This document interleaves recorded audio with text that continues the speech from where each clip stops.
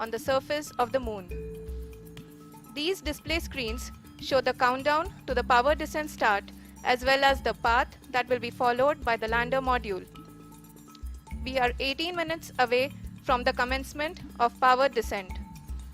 India is at the brink of creating history as we all await with bated breath to witness the landing on Moon's south polar region.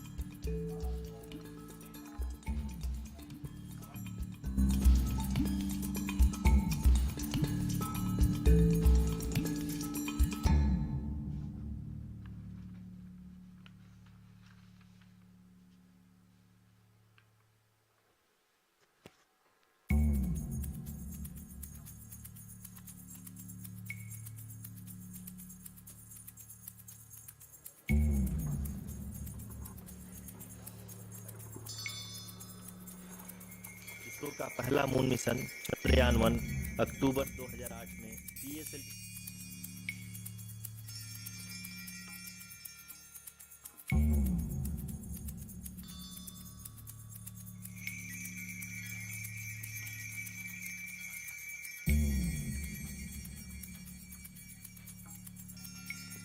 धन्यवाद आरुषि। अगर मैं सही मायने में कहूं तो अंतरिक्ष का कोई भी मिशन हो और चाहे किसी भी देश के द्वारा संचालित किया जा रहा हो, इसरो मिशन की निश्चितता और अनिश्चितता के बीच बहुत ही महीन अंतर होता है, जिससे कि एक मिशन सफल या असफल होता है। लेकिन ना हम थके ना हम हारे।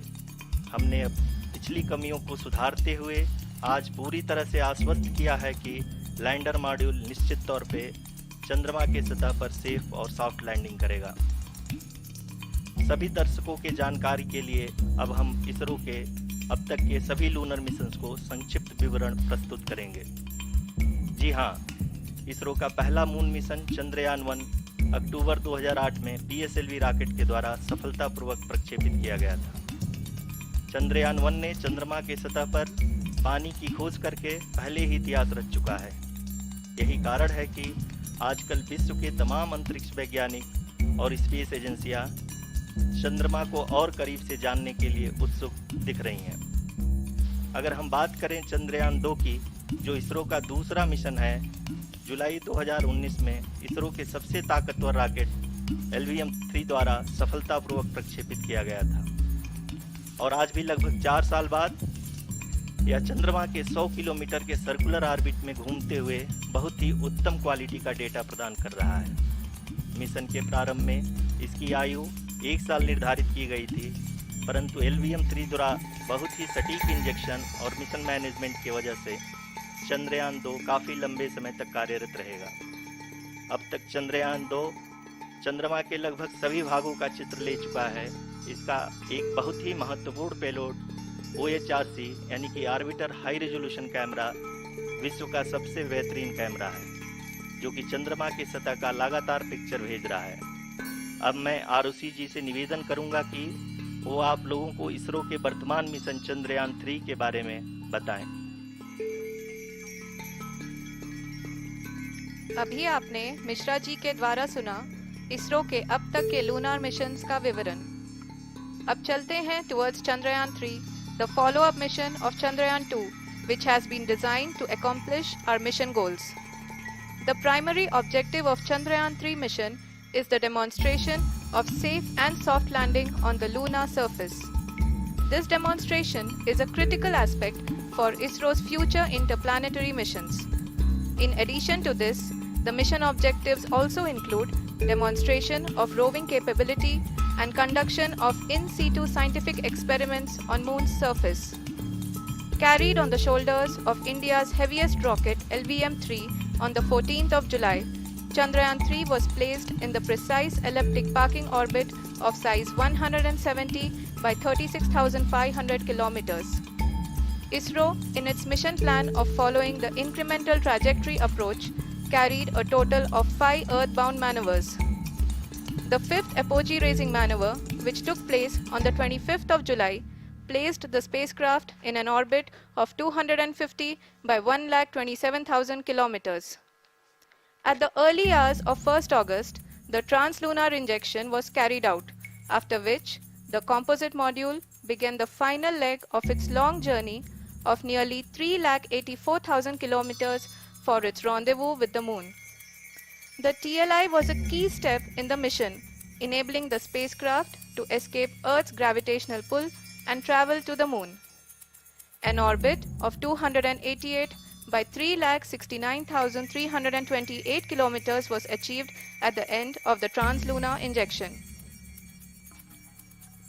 जी हाँ, ट्रांसलूनर इंजेक्शन किसी भी इंटरप्लेनेटरी मिशन के लिए बहुत ही आवश्यक परंतु कठिन ऑपरेशन होता है।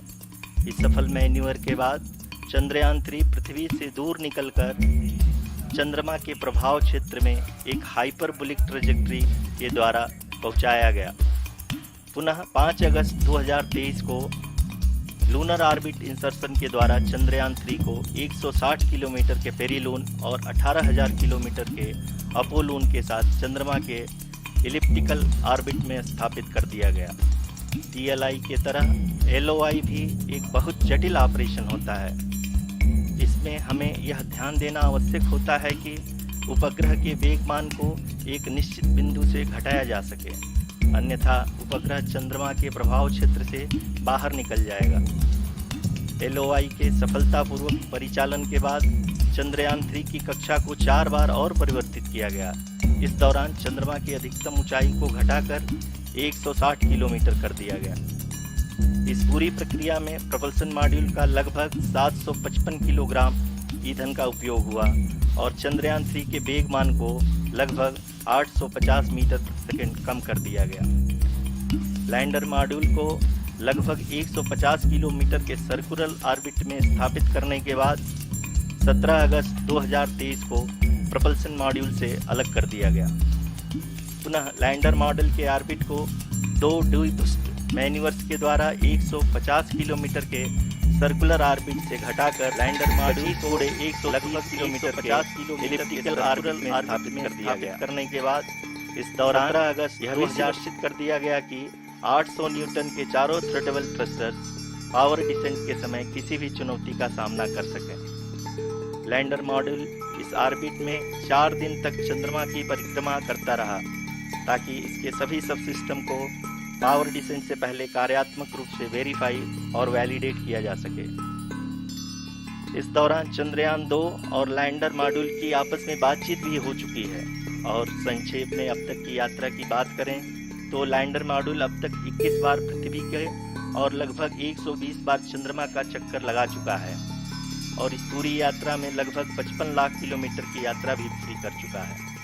अब तक के इस पूरे अभियान में यह भी सुनिश्चित किया गया कि सारे ऑर्बिट मैन्यूअर्स इस प्रकार किए जाएं कि लैंडिंग साइट पावर डिसेंट की शुरुआत से ही लैंडर के ऑर्बिटल प्लेन में बना रहे।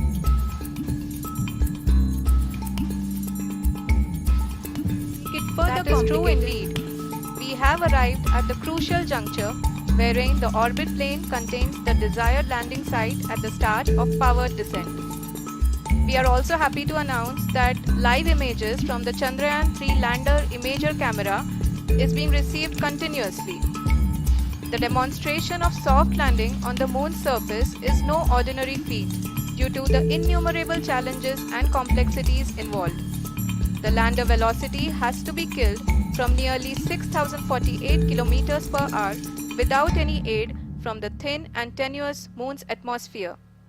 The lunar dust at the time of landing and the craters and boulders scattered over the moon's surface make it further complicated to achieve this. The new and improved Chandrayaan-3 design has been built after envisaging all the scenarios which the lander module can encounter. With several software improvements, provision for full-level redundancies, a plethora of special tests, namely the integrated hot test, integrated cold test, and lander leg drop tests were carried out for the lander module. The success of these tests has provided great confidence in the performance of all the onboard sensors, propulsion system, and associated guidance, control, and navigation algorithms. The key findings during the tests have enabled to improve the overall system performance. The largely unexplored south pole of the moon has been chosen as the intended landing site since there is a possibility of finding ice and other minerals which would be vital resources for future explorers. Apart from continuing investigations pioneered by Chandrayaan-1 and Chandrayaan-2, the Chandrayaan-3 mission will also provide invaluable data to the science community around the world. Let us give our viewers a glimpse on the configuration of Chandrayaan-3 mission.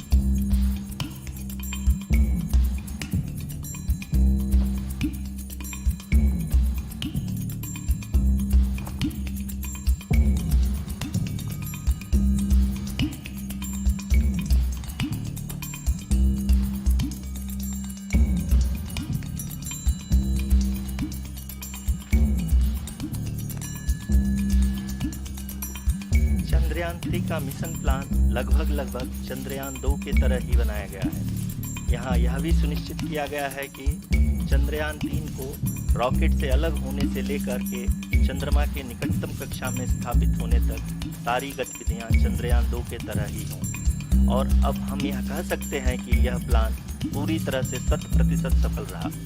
हालांकि lander module के sensor और propulsion system को इस तरह से मजबूत किया गया है कि लैंडर पावर डिसेंट के समय किसी भी आपदा से बाहर आकर के मिशन के मुख्य उद्देश्य को पूरा कर सके। इस क्रम में लैंडर के मुख्य सेंसर्स कारा, लासा, LHDC, LDV और LHDAC का कार्यात्मक परीक्षण भी किया जा चुका है।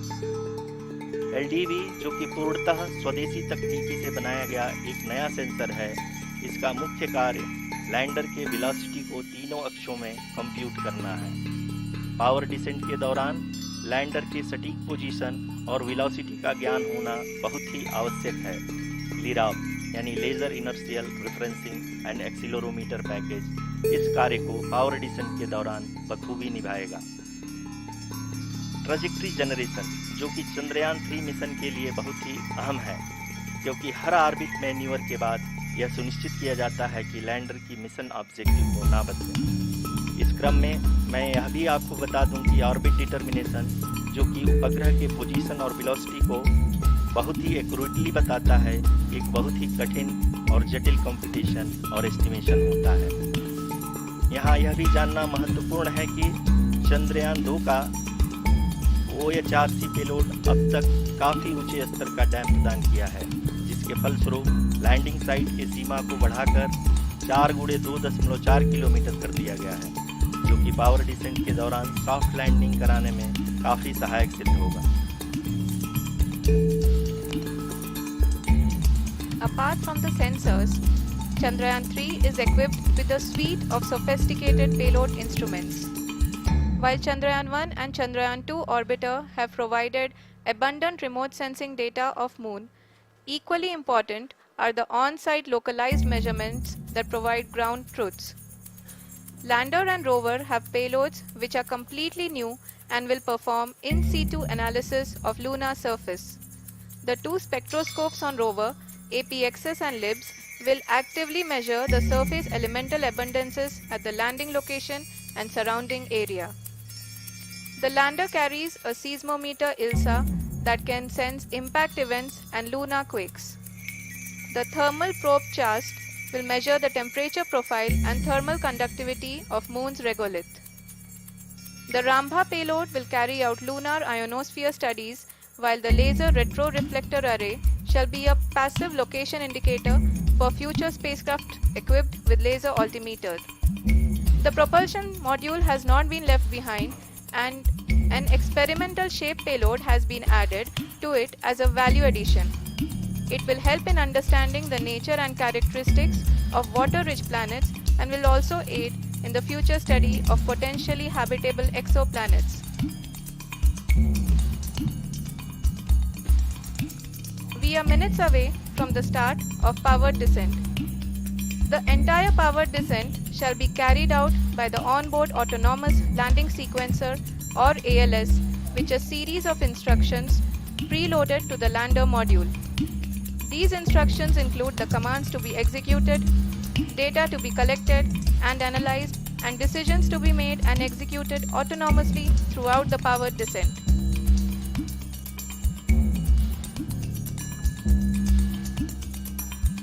जी हाँ, अब हम पावर डिसेंट के बहुत ही करीब आ चुके हैं।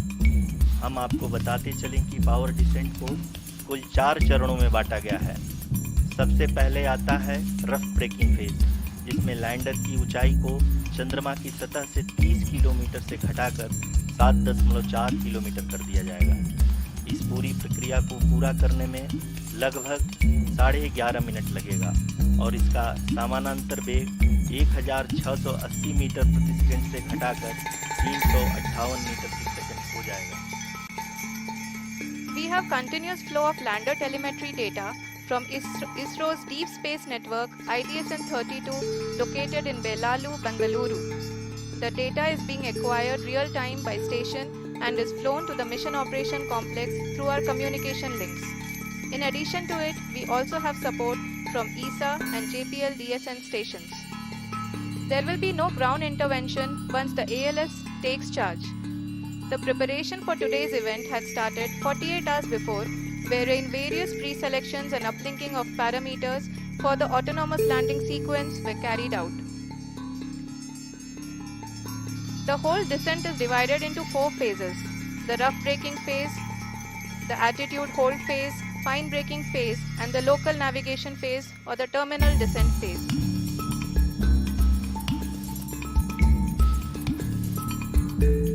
जी हाँ, एल्टीट्यूड होल्ड फेज, जो कि पावर डिसेंट का दूसरा चरण है, एक बहुत ही महत्वपूर्ण फेज है। इस 10 सेकंड के स्मॉल ड्यूरेशन के दौरान लैंडर के 2 महत्वपूर्ण सेंसर कारा और लासा लैंडर की ऊंचाई की गणना करेंगे। इस फेज के पूरा होते ही लैंडर चंद्रमा के सतह से कुल 6.8 किलोमीटर की ऊंचाई पर होगा। During the rough braking phase, the lander velocity shall be brought down from 1680 meters per second to 358 meters per second. The altitude will be brought down from 30 kilometers to 7.4 kilometers at the end of rough braking.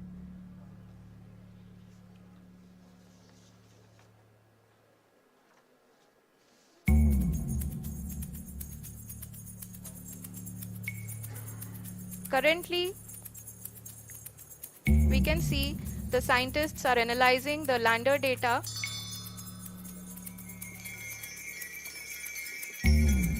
जी हाँ, हम ये देख सकते हैं कि mission operation complex room में बैठे सभी वैज्ञानिक ये जो भी डेटा देख रहे हैं वो डीप स्पेस नेटवर्क आइडिएशन 32 के द्वारा प्रोवाइड किया जा रहा है। और अगर हम अब बात करें पावर डिसेंट के तीसरे चरण का, जो कि फाइन ब्रेकिंग फेज होगा, जिसमें लैंडर लैंडिंग साइट से जस्ट 800 मीटर की ऊंचाई पर वर्टिकली होगा। इस चरण को पूरा होने में लगभग 3 मिनट लगेंगे और इस चरण के पूरा होते ही लैंडर की वेलोसिटी लगभग 0 हो जाएगी। The scientists here at his track are glued to their systems, analyzing all sorts of complex data. We are very close to the power descent, to the start of the power descent phase.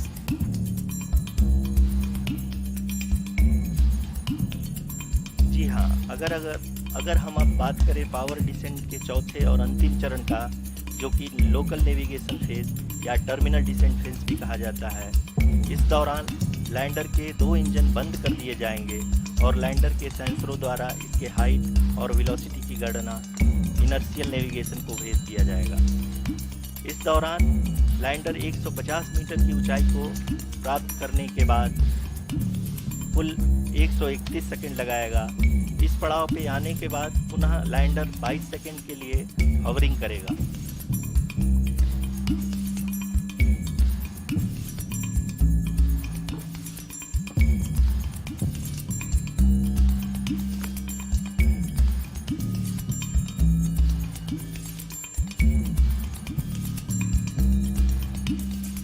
आप इस समय अपने screen पे mission operation complex में बैठे सभी मान्यगणों को देख सकते हैं, जो कि बहुत ही उत्सुकता के साथ टेलीमेट्री डेटा को देख रहे हैं। अभी हम लोग पावर डिसेंट शुरू होने से जस्ट कुछ ही पल दूर हैं।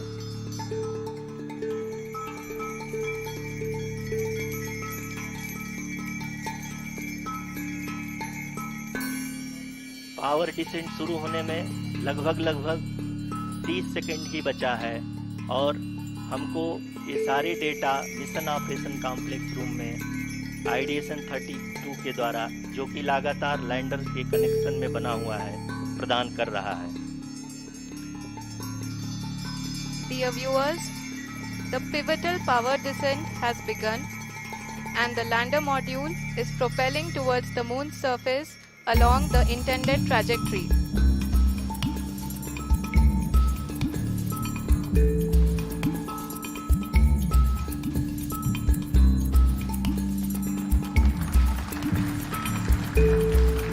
जी हाँ, अब हम देख सकते हैं रफ ब्रेकिंग फेज की शुरुआत हो चुकी है।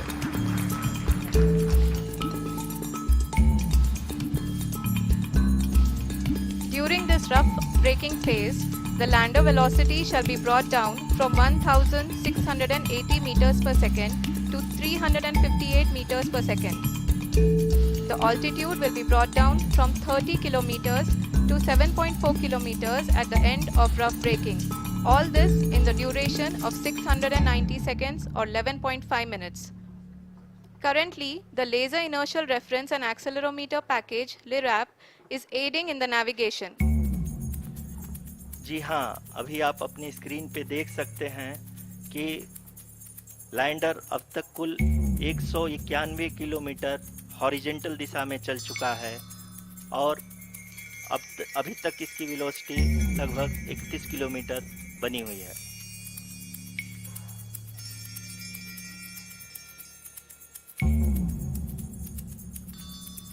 The lander module has traveled a distance of approximately 228 kilometers. The complete downrange that will be traveled during this phase shall be nearly 713.5 kilometers.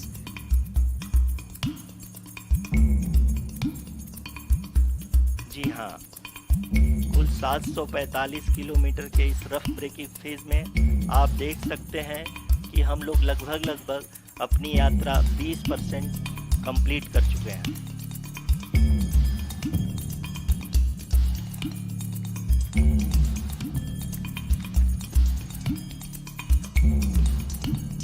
Power descent की यह शुरुआत हम कह सकते हैं कि बहुत ही सटीक और सधी हुई है, जिसमें लैंडर अपने वेगमान को अनुमानित तरीके से घटा रहा है।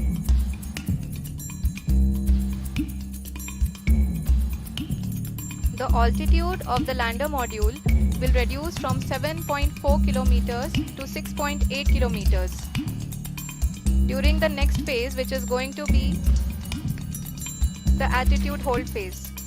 We can currently see that the altitude of the lander module is nearly 31 kilometers. Arushi, अभी हम इस ग्राउंड ट्रेस को देखते हुए कह सकते हैं कि रफ ब्रेकिंग फेज की शुरुआत बहुत ही अच्छे तरीके से हुई है। आप ये देख सकती हैं कि जो भी प्रोजेक्टेड ग्राउंड ट्रेस है उसी पे अपना लैंडर मॉड्यूल आगे चलते हुए बढ़ रहा है। अभी तक ये देखा जा सकता है कि लैंडर मॉड्यूल लगभग 370 किलोमीटर क्षैतिज दिशा में चल चुका है। The mission operations team is analyzing the data. We can all see the seriousness and the concentration with which each and every parameter of the lander module is being analyzed. The performance so far seems to be nominal. जी आरुषि, चूंकि ALS activate किया जा चुका है, इसलिए ground से कोई commanding नहीं की जा रही है। इस दौरान आपके स्क्रीन पे सारे डेटा इसरो के डीप स्पेस नेटवर्क से रियल टाइम में आ रहे हैं। इस मिशन में सेकेंड और थर्ड ऑर्डर गाइडेंस पॉलिनोमियल का प्रयोग हुआ है, जो कि इनर्शियल थ्रस्ट और एंगल के हमेशा सुनिश्चित करेगा। During the entire descent, there is no ground intervention as the ALS has taken charge. The preparation for today's event had started nearly 48 hours before, wherein various pre-selections and uplinking of parameters were done. We can see that the vertical velocity of the lander module has been brought down. It is continuously coming down. And the ALS had already been initiated 1 hour before the scheduled time of the power descent start. Following this, the throttleable engine electronics module, the TECM, was switched on and lander was oriented to the favorable attitude. जी हाँ, आप अपनी screen पे देख सकते हैं कि lander module, जिसकी शुरुआत में वेलोसिटी 1680 मीटर पर सेकंड थी, लगभग 1150 मीटर पर सेकंड हो चुकी है, जो कि एक बहुत ही मैजेस्टिक शुरुआत कही जा सकती है इस रफ ब्रेकिंग फेज के लिए।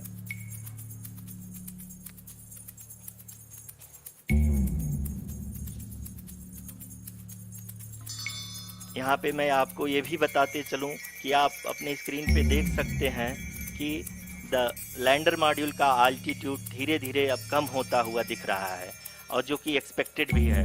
अभी हम बात करें करंट आल्टीट्यूड की, तो जो कि 28.6 किलोमीटर के आसपास है। आप स्क्रीन पर ये भी देख सकते हैं Chandrayaan-3 lander imager display. The lander imager is continuously taking photographs of the moon's surface, and that is also being streamed here. Currently the horizontal velocity has been brought down and the distance traveled is 574 kilometers. The current altitude is 27 kilometers as can be seen on the screen.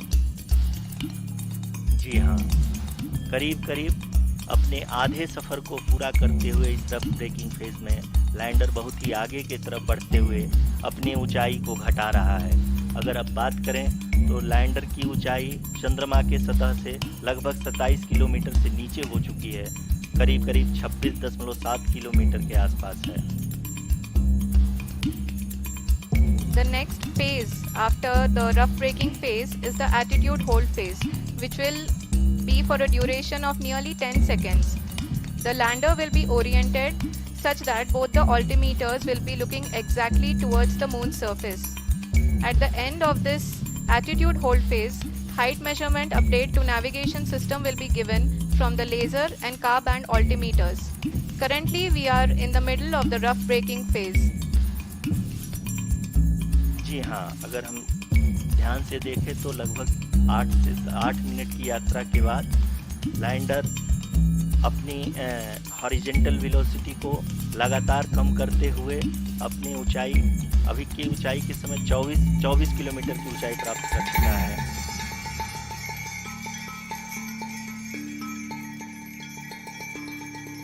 अब तक के आंकड़े को देखते हुए हम कह सकते हैं कि लैंडिंग पूरी तरह से नॉमिनल है। यहाँ पर हम देख सकते हैं कि हॉरिजेंटल वेलोसिटी लगातार कम होती हुई दिख रही है।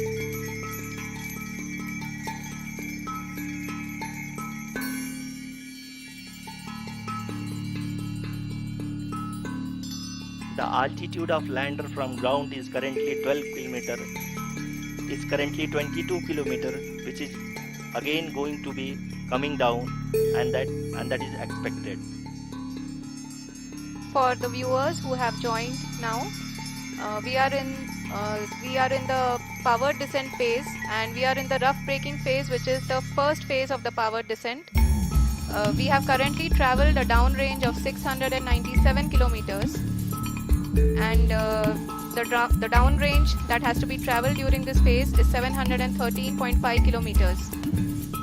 जी हाँ, अभी आप देख सकते हैं कि लैंडर की हॉरिजेंटल वेलोसिटी लगभग 720 मीटर प्रति सेकंड हो गई है। लगभग हम ये कह सकते हैं कि 900 मीटर प्रति सेकंड वेलोसिटी को कम किया जा चुका है।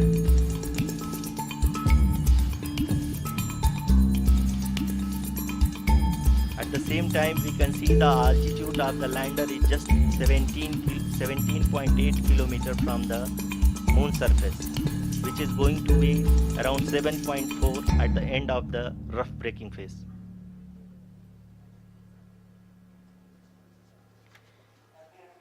इस फेज के बाद हम जाएंगे towards the attitude hold phase, where we will be expecting sensor update from the laser and car band altimeters.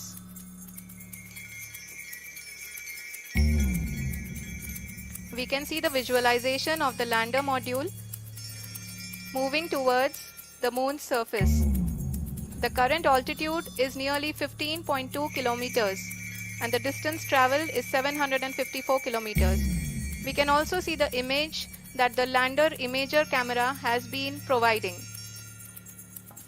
जी हाँ, इस रफ ब्रेकिंग फेज के दौरान 800 न्यूटन के चारों थ्रोटल इंजन अपने कार्य को पूरी तरह से अंजाम दे रहे हैं और लैंडर के हॉरिजॉन्टल वेलोसिटी को लगातार कम कर रहे हैं। अब तक लैंडर लगभग अपने 75 से 80% की यात्रा को पूरा कर चुका है।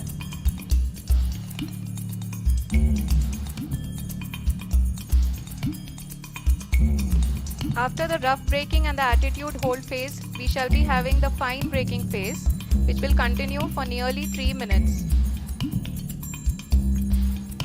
The whole phase is being driven by the autonomous landing sequencer, and there is no intervention from ground.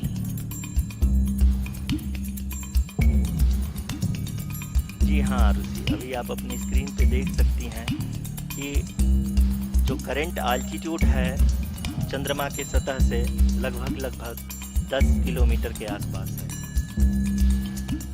जी हाँ, हम अपने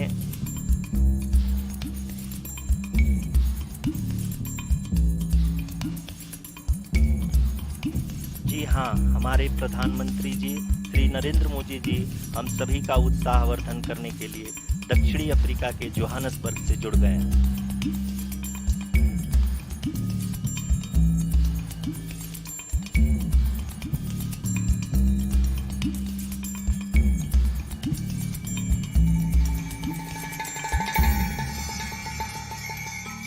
Yes, we are privileged to have with us Honorable Prime Minister of India, Shri Narendra Modi ji, who has joined us from South Africa's Johannesburg to encourage us.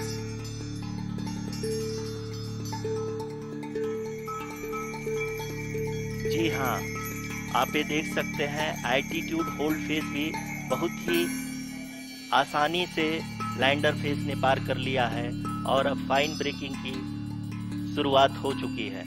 अभी हम ये देख सकते हैं कि लैंडर की ऊंचाई लगभग 5.6 किलोमीटर है, जो कि इस फेज के उपरांत लगभग 800 मीटर हो जाएगी।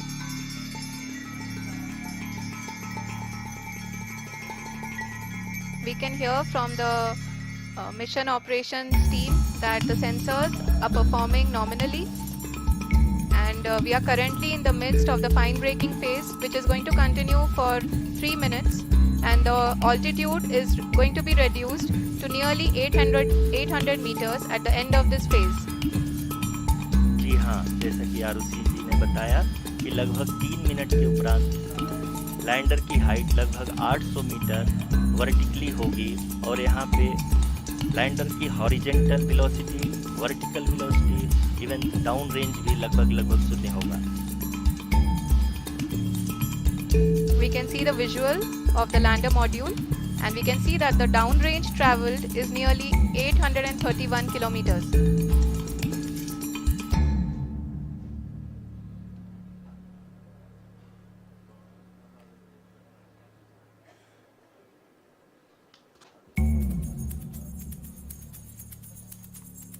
जी हाँ, आप अपनी स्क्रीन पे देख सकते हैं कि लैंडर की ऊंचाई अब चंद्रमा की सतह से लगभग 3 किलोमीटर से कम हो चुकी है।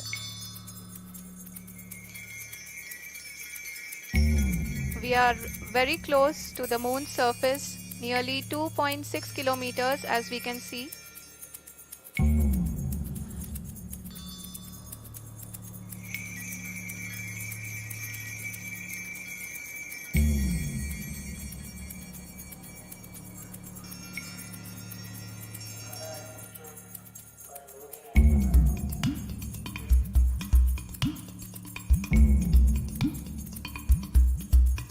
जी हाँ, अभी आप देख सकते हैं कि लैंडर की ऊंचाई लगभग 1 किलोमीटर के आसपास है।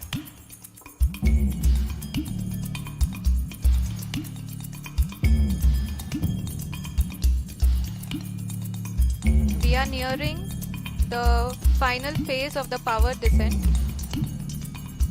which is going to be the vertical descent phase or the local navigation phase.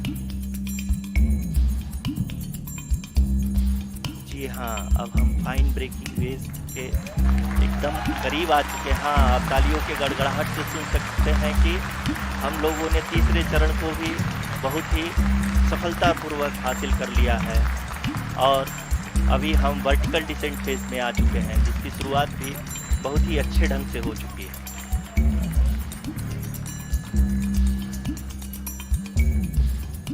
Lot of applause indicates that till now the performance has been nominal.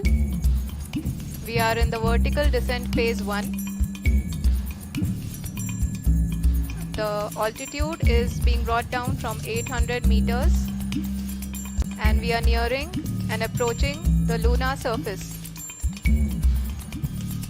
जी, आप अपनी स्क्रीन पे देख सकते हैं कि लैंडर का हाइट लगातार कम होता जा रहा है। इस समय हम लैंडिंग साइट के जस्ट ऊपर हैं और इस समय इसकी ऊंचाई लगभग 600 मीटर के आसपास है।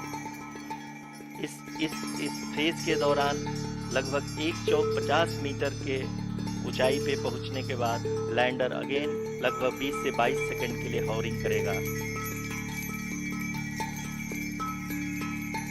We are above the landing site. The horizontal as well as the vertical velocity is now being constantly reduced,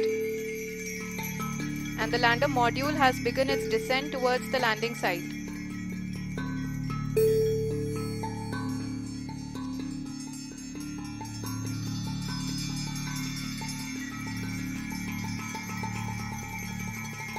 जी हाँ, आप अपने स्क्रीन पे देख सकते हैं ये जो पथ निर्धारित किया गया है, लैंडर पूरी तरह से उसी को ही फॉलो कर रहा है।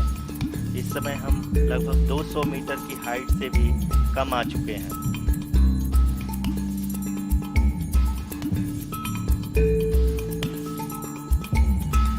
अब हम ये देख सकते हैं कि हम लगभग 150 मीटर की ऊंचाई पे हैं चंद्रमा के सतह से।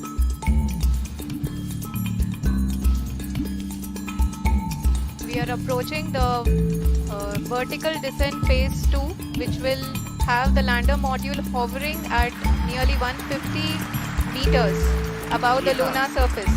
जी हाँ, आप इस तालियों के गड़गड़ाहट को सुन सकते हैं, जो कि सेकंड हैवरिज फेज के कंप्लीट होने के बाद इन सारे वैज्ञानिकों के द्वारा की जा रही है।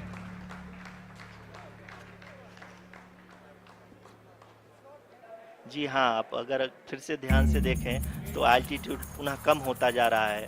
अभी हम लोग लगभग 135 मीटर की ऊंचाई पे हैं। The sensors that are updating at this point are providing confirmation of the safety of the landing site. As expected, the retargeting is going on and this is a very good signature for the lander. अभी आप ये देख सकते हैं कि lander की ऊंचाई लगभग 65 मीटर के आसपास बची हुई है।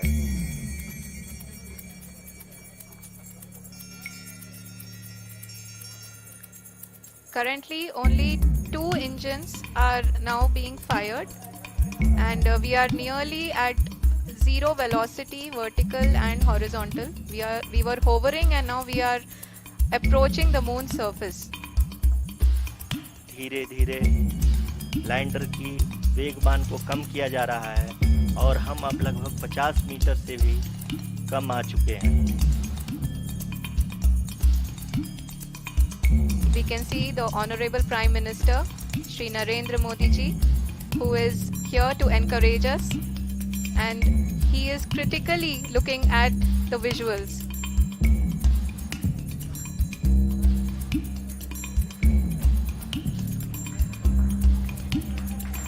जी हाँ, आप अपने स्क्रीन पे देख सकते हैं कि हम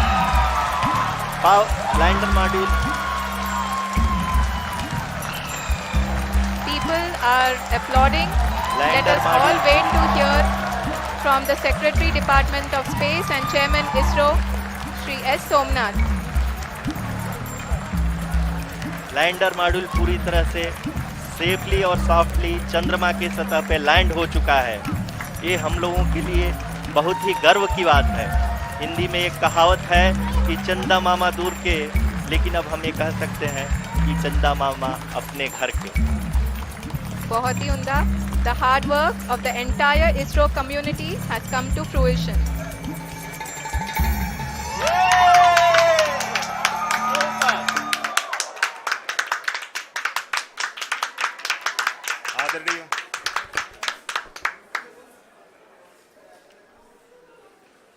आदरणीय प्रधानमंत्री जी, नमस्कार।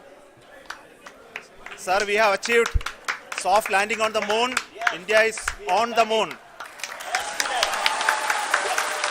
Sir,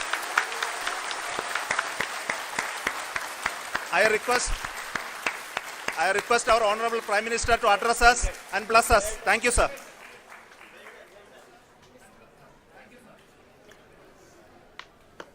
मेरे प्यारे परिवारजनों, जब हम अपनी आंखों के सामने ऐसा इतिहास बनते हुए देखते हैं तो जीवन धन्य हो जाता है।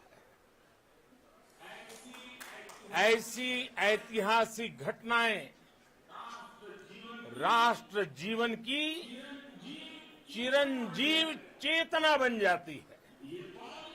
ये पल अविस्मरणीय है। ये क्षण अभूतपूर्व है। ये क्षण विकसित भारत के शंखनाद का है। ये क्षण नए भारत के जयघोष का है। ये क्षण मुश्किलों के महासागर को पार करने का है। ये क्षण जीत के चंद्र पथ पर चलने का है। ये क्षण 140 करोड़ धड़कनों के सामर्थ्य का है। ये क्षण भारत में नई ऊर्जा, नया विश्वास, नई चेतना का है। ये क्षण भारत के उदयमान भाग्य के आह्वान का है। अमृत काल की प्रथम प्रभा में सफलता की ये अमृत वर्षा हुई है। हमने धरती पर संकल्प लिया और चांद पर उसे साकार किया। और हमारे वैज्ञानिक साथियों ने भी कहा, India is now on the moon. आज हम अंतरिक्ष में नए भारत की नई उड़ान के साक्षी बने हैं। साथियों, मैं इस समय ब्रिक्स समिट में हिस्सा लेने के लिए दक्षिण अफ्रीका में हूं, लेकिन हर देशवासी की तरह मेरा मन चंद्रयान महाअभियान पर भी लगा हुआ था। नया इतिहास बनते ही हर भारतीय जश्न में डूब गया है। हर घर में उत्सव शुरू हो गया है।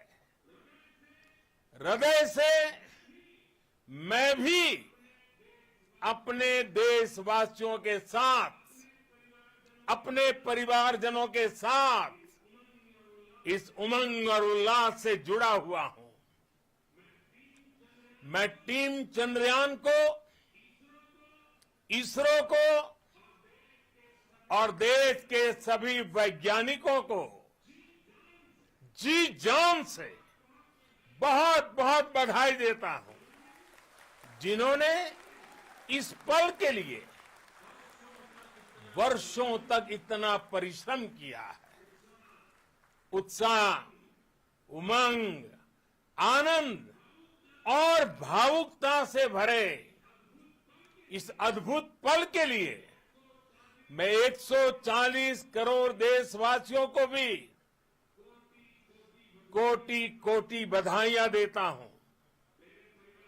मेरे परिवारजनों, हमारे वैज्ञानिकों के परिश्रम और प्रतिभा से भारत चंद्रमा के उस दक्षिणी ध्रुव पर पहुंचा है, जहां आज तक दुनिया का कोई भी देश नहीं पहुंच सका। अब आज के बाद से चांद से जुड़े मिथक बदल जाएंगे, कथानक भी बदल जाएंगे और नई पीढ़ी के लिए कहावतें भी बदल जाएगी। भारत में तो हम सभी लोग धरती को मां कहते हैं और चांद को मामा बुलाते हैं। कभी कहा जाता था, चंदा मामा बहुत दूर के हैं। चंदा मामा बहुत दूर के हैं। अब एक दिन वो भी आएगा जब बच्चे कहा करेंगे, चंदा मामा बस एक टूर के हैं। Friends, on this joyous occasion, I would like to address all the people of the world, the people of every country and region. India's successful moon mission is not just India's alone. This is a year in which the world is witnessing India's G20 presidency. Our approach of one earth, one family, one future is resonating across the globe. This human-centric approach that we present and that we represent had been welcomed universally. Our moon mission is also based on the same human-centric approach. Therefore, this success belongs to all of humanity, and it will help moon missions by other countries in the future. I am confident that all countries in the world, including those from the global south, are capable of achieving such feats. We can all aspire for the moon and beyond. मेरे परिवारजनों, चंद्रयान महाअभियान के ये उपलब्धि भारत की उड़ान को चंद्रमा की कक्षाओं से आगे जाएगी। हम हमारे सौर मंडल की सीमाओं का सामर्थ्य परखेंगे और मानव के लिए ब्रह्मांड की अनेक संभावनाओं को साकार करने के लिए भी जरूर काम करेंगे। हमने भविष्य के लिए कई बड़े और महत्वाकांक्षी लक्ष्य तय किए हैं। जल्द ही सूर्य के विस्तृत अध्ययन के लिए ISRO Aditya L1 mission launch करने जा रहा है। इसके बाद शुक्र भी इसरो के लक्ष्यों में से एक है। गगनयान के जरिए देश अपने पहले ह्यूमन स्पेस फ्लाइट मिशन के लिए भी पूरी तैयारी के साथ जुटा है। भारत बार बार ये साबित कर रहा है कि sky is not the limit. साथियों, साइंस और टेक्नोलॉजी देश के उज्जवल भविष्य का आधार है। इसलिए आज के इस दिन को देश हमेशा हमेशा के लिए याद रखेगा। यह दिन हम सभी को एक उज्जवल भविष्य की ओर बढ़ने के लिए प्रेरित करेगा। ये दिन हमें अपने संकल्पों की सिद्धि का रास्ता दिखाएगा। ये दिन इस बात का प्रतीक है कि हार से सबक लेकर जीत कैसे हासिल की जाती है। एक बार फिर देश के सभी वैज्ञानिकों को बहुत बहुत बधाई और भविष्य के मिशन के लिए ढेरों शुभकामनाएं। बहुत बहुत धन्यवाद।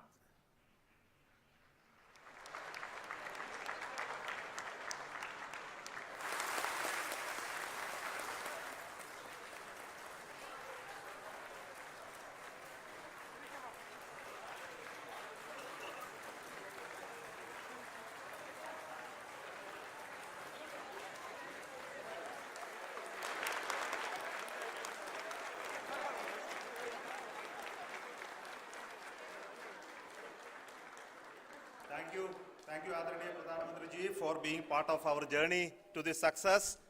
And let me take this opportunity to thank the people behind this mission, the project director of Chandrayaan-3. He is here. Veera Muthuvel, congratulations to you. The associate project director, Kalpana, and the mission operations director, Srikanth. And the satellite was built at your Rao Satellite Center, Shankar and the director.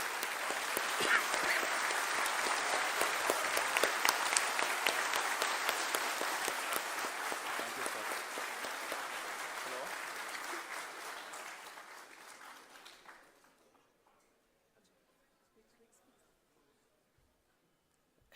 it's a great moment of happiness on behalf of team.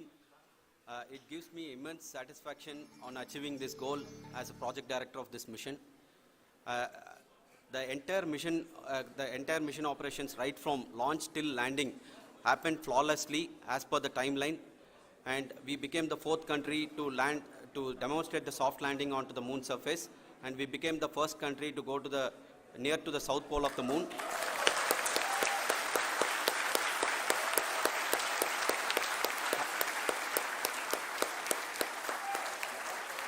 I take this opportunity to thank navigation, guidance and control team, propulsion team, sensors team and all the mainframe subsystems team who have brought success to this mission.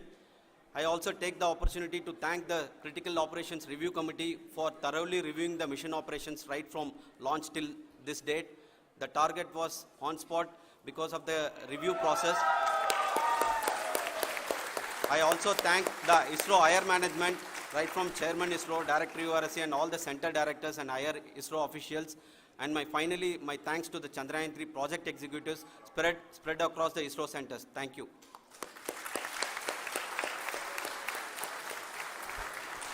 Mission Director Srikanth. It gives me an immense pleasure to be part of Chandrayaan-3 and acting as Mission Director. I would like to thank each and every team member who has supported in carrying out all the mission operations flawlessly. And I would like to thank my senior management, Chairman ISRO, Director URSC, my senior colleagues and my team members for carrying out and supporting all the things carrying out in a proper way. Thank you very much. Associate Project Director Kalpana. Good evening to all. This will remain the most memorable and the happiest moment for all of us, for our team Chandrayaan-3. We have achieved our goal flawlessly. From the day we started rebuilding our spacecraft after Chandrayaan-2 experience, it has been breathe in, breathe out Chandrayaan-3 for our team. And starting from the reconfiguration to all the special tests and the simulations we have conducted meticulously. And this has been possible only because of our immense effort from our Chandrayaan-3 team. And of course, with the guidance from our Chairman ISRO, our directors and all our experts, with all this it has been possible. Thank you one and all. Thank you for all the minutest help which has been provided from all the areas of departments. Thank you. Thank you.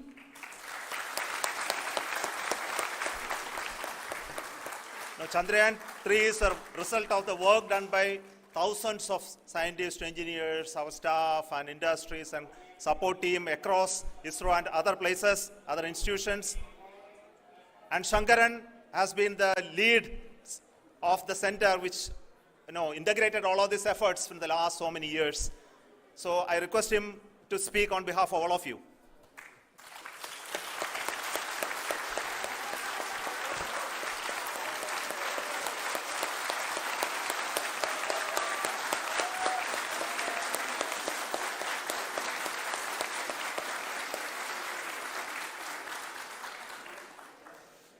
Thank you very much for the affection that has been displayed today now. Today, we have achieved what we set out to achieve in 2019. It was delayed by about 4 years, but we have done it. When Chandrayaan-3 was launched, after the separation of the spacecraft from launch vehicle, I said, I will speak the rest of the things after the soft landing. So here I will take a couple of minutes to tell the tremendous amount of effort that has been put in by the entire project team. When I say project team, it is not just only the project director and associate project director. Of course, they are the face of the project. They have been living, sleeping, eating, breathing Chandrayaan for the last 4 years. They have been supported by such a large number of people, particularly in the navigation, guidance and control area, propulsion system. This area the amount of effort that has been put by people, the number of simulations that have been done, the number of reviews they have gone through, the amount of criticism they faced and overcome that. It is, as a person who has been watching this for the last 4 years along with them, my heart goes out for them. The amount of effort is tremendous. That is what ISRO is all about. That is what our organization has taught us to do. Now today, this success has put us even more higher responsibility, as the Honorable Prime Minister was telling, because we have set the bar now so high. Nothing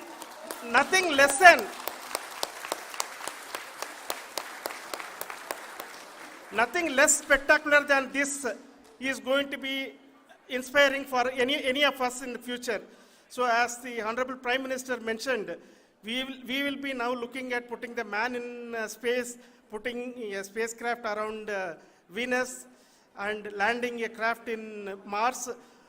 Work on all these activities are going on for few years, and this success today will inspire us and will spur us to take those efforts even more strongly, so that we will make our country proud again and again and again.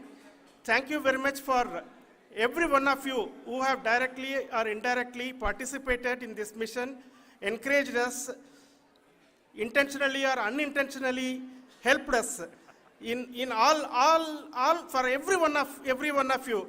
A big thank you, because even casual remark, an unintended point can help a person who is striving to reach a goal. The person who is making that remark may not have meant it that way, but sometimes it can ignite that's why I said that even unintended help is very, very, very welcome, and we are very, very thankful for that.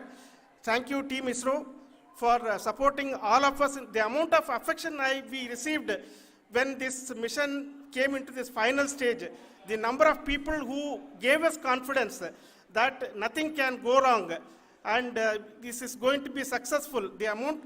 In fact, I was not that much confident, because we have seen a couple of times issues, because I know very well, as a person who has been doing in this domain for 36 years, I know there are thousands of things. Any of that can anytime go wrong and derail, but so many of the people, because that I only see as the reflection of the effort we have put, that people are so happy to see this effort, and they want us to succeed. It is not that they know that we are going to succeed. The people want us to succeed. So thank you very much for everyone, for your love and affection. We will continue to do our best and make our flag fly, ISRO's as well as India's flag fly high. Thank you very much.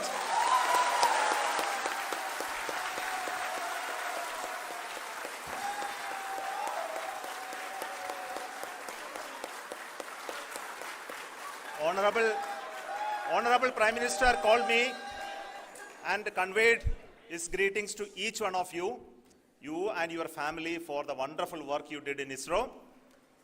So thanks are to him for the support that he is giving to us for missions like Chandrayaan-3 and the missions that are in the offing. I think that's a great word of comfort that we are receiving for pursuing the inspirational work that we are doing for the nation. I want to tell you, and I want to thank you also for each and everyone who prayed with us in the last many days, who wanted this success to happen in ISRO. I thank all those people all around the country and maybe beyond the country for their blessings and wishes and affection that he has given to each one of us for doing this work for the last so many years. I want to specifically thank some senior people who have been standing with us, especially the name of Kiran Kumar sir and Mr. Kamalakar, Sri Koteshwar Rao. They have been helping so much.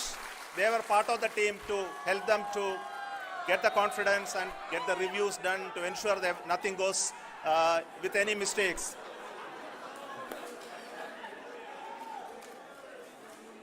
And of course, this is not the work of us alone. This is a work of a generation of ISRO leadership and ISRO scientists.